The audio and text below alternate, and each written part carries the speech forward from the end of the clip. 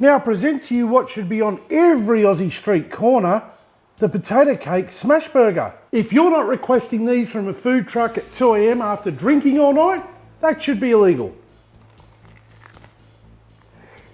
Oh, let's get into it. Today we're going to make what I think should be Aussie street food. Now cooking time for this recipe will be 45 minutes. Or for those of you who love to follow my beer timer, you're looking at a 2-beer cook. Cheers.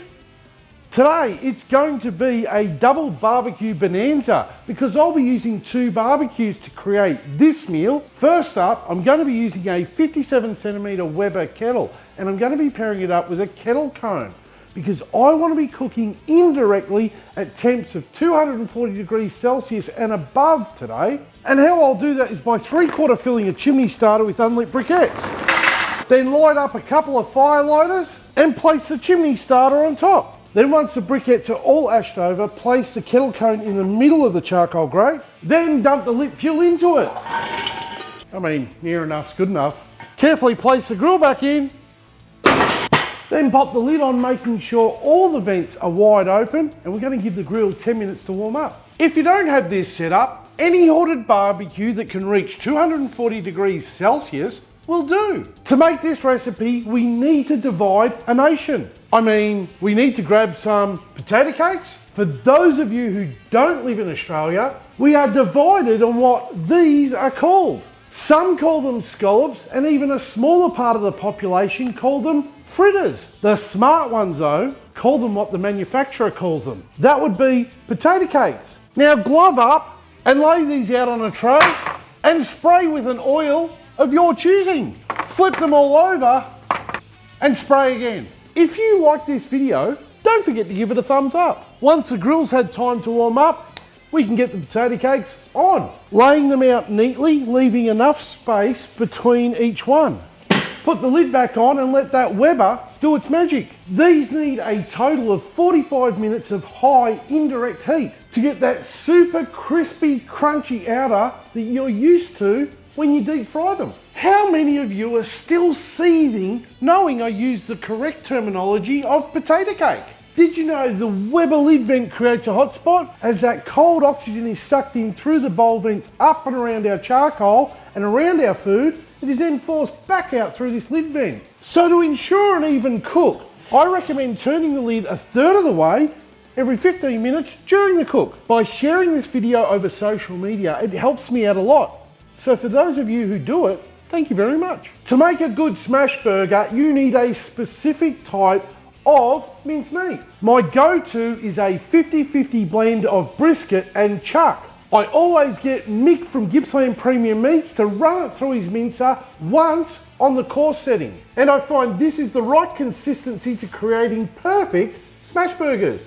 I then portion the mince out to 100-gram balls, making sure not to put too much pressure on them when I do it.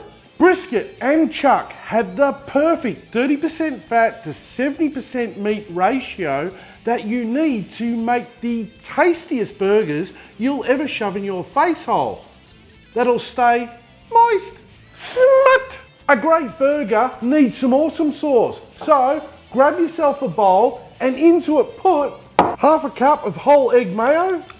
I used praised mayo with 100% recycled bottle.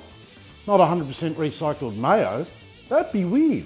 1/4 cup of ketchup, and I used Heinz tomato ketchup. Hold on, before you start, yes it's different than tomato sauce, you heathens. 1/4 cup of mustard, Frenchies for the win. It's got that glow in the dark yellow we want from all our food. And 2 tablespoons of sriracha sauce.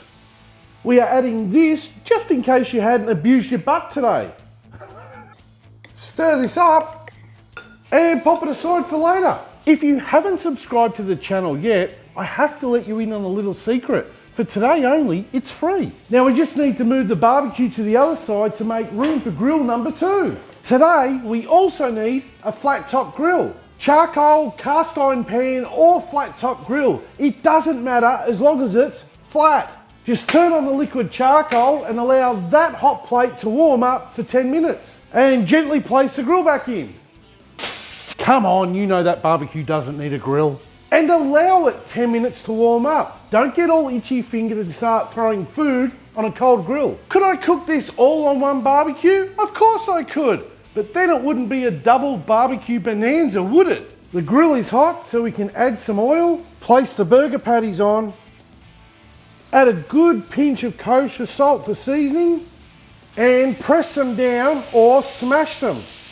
And then once you can see fluid forming on top, that's when it's time to flip them. And this is when we add the cheese. I like to add 2 slices of cheddar to both. Now I prefer this burger cheese, but any cheddar cheese will do. And once the cheese is melted, you want to double stack them and remove them from the grill. Leave a comment if you want to see more street food ideas. The potato cakes are done.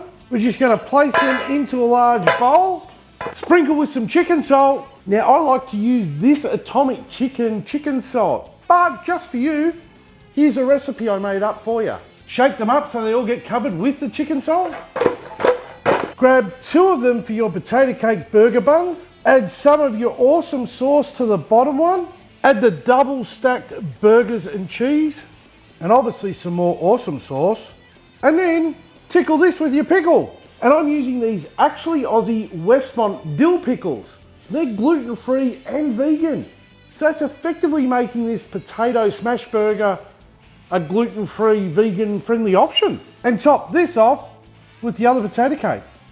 Now when you next go out drinking with your mates on a Friday night, staggering out of the clubs at 2 AM, go to the nearest food truck and ask them for a potato cake smash burger.